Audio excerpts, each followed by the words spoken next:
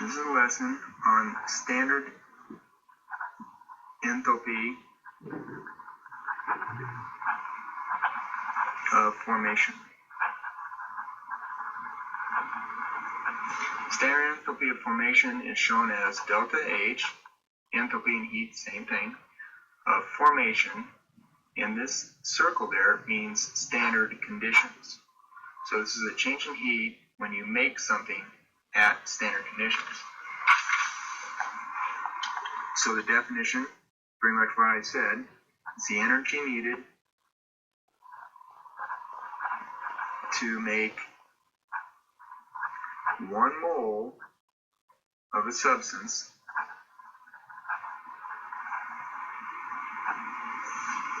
under standard conditions.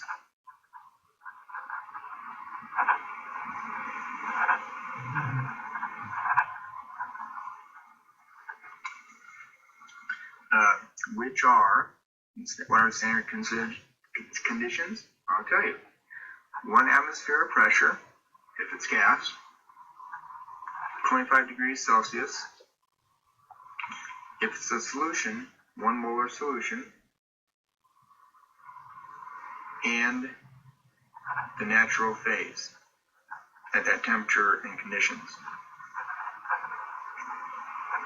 If it is oxygen at 1 atmosphere, 25 degrees, is normally a gas. We're talking about iron. Iron at 1 atmosphere and 25 degrees is normally a solid. So we're going to talk about what conditions we normally find these things at. One question that you might ask is, there's a table in the back of the book that has all these enthalpies. Bookmark it, make sure you come back to it, you're going to use it a lot. If you look through that table, you'll notice that elements are 0.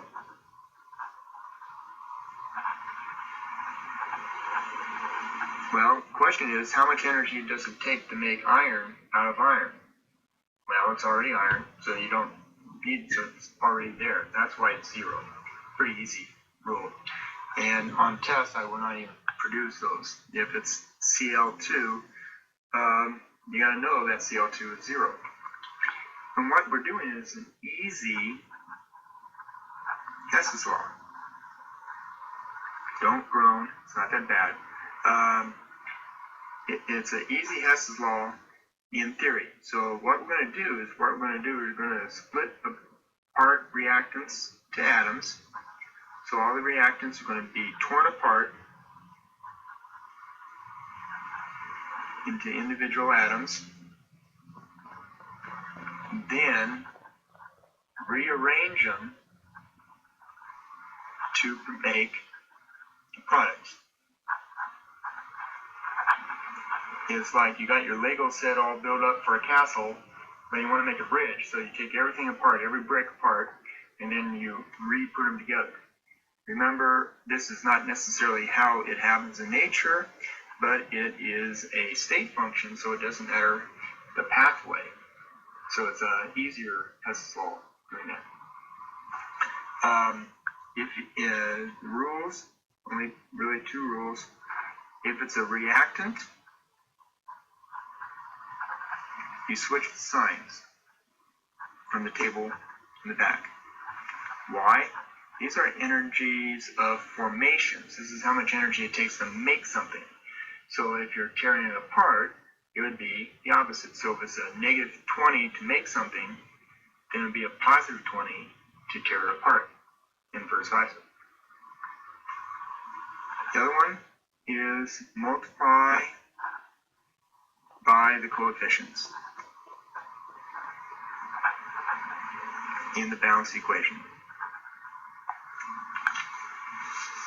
A real simple kind of defining thing about this, and this is really why we can do this. And that's it for the notes. Now we're just doing a bunch of examples.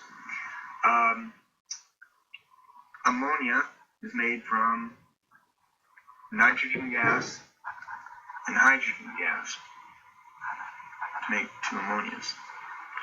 Well, in the book, in the table, N2 is 0, or N2 by itself is 0, because it's an element, plus 3 times 0, because it's hydrogen, plus 2 times negative 46. Do that and you get negative 96 kilojoules. That's a real simple basic one. And you could have just gone to the back of the table and made double the negative 46 to get that. It's kind of like the definition. How much energy does it take to make a compound out of its individual elements? Well, that's what it is. Normally you'll have something more like 3 carbons plus 2 irons, or rusts, will produce 3 carbon dioxides plus 4 irons. This is how you refine iron ore into iron metal, by the way. This is still 0 because it's an element, so 3 times 0 is 0. You probably don't even need to show that if you don't want to. Plus 2 times, now the back of the book says the energy needed to make iron oxide is negative 826, but it's on the reactant side, so it's a positive 826 because we're destroying it down to its individual atoms.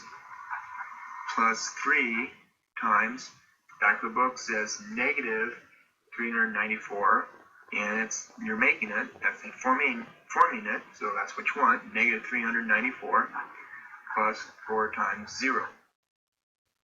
And I'll let you add those up to get the correct answer. It's not too difficult. A more complex problem would be this. In a bomb calorimeter,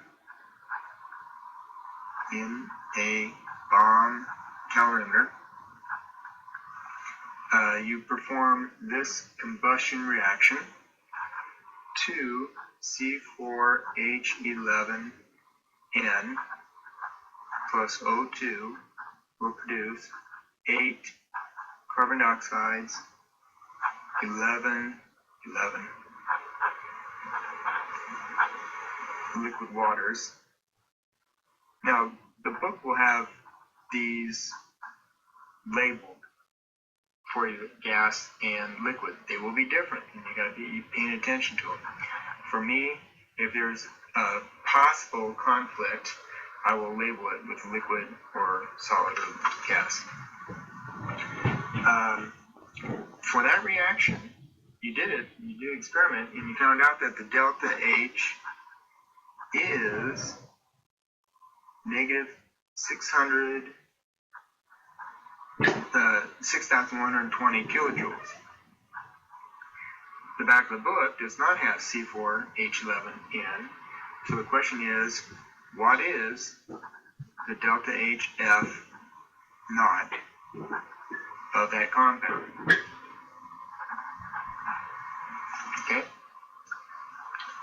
You set it up the same way, except you're going to know what the answer is, and since you don't know what the heat of formation is for this compound, that's going to be X.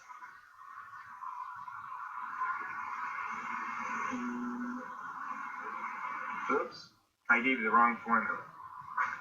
I have to redo this. It didn't balance out that way. 4C4H11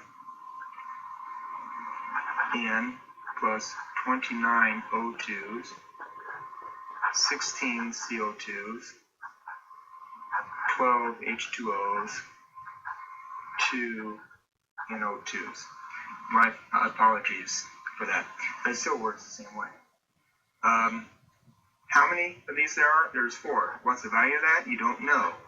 X, but it's on the left-hand side, so it's a negative X.